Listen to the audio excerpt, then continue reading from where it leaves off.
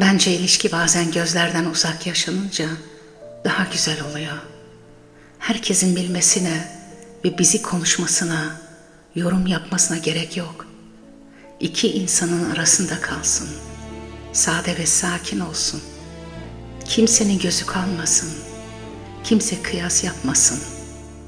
Dışarıya gösterme derdi olmayınca içerideki duygu daha gerçek oluyor. El ele yürürken üzerimize vuran rüzgarı sadece biz hissedelim mesela.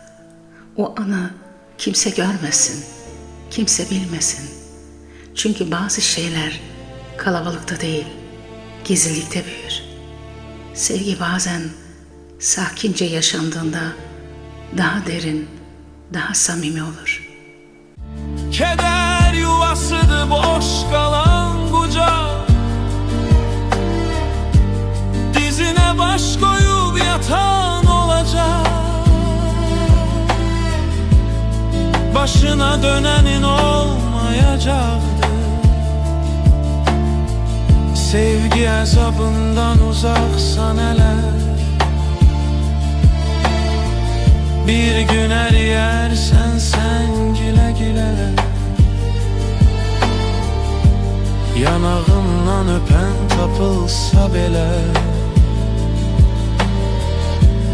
gözyaşı silenin olmayacak.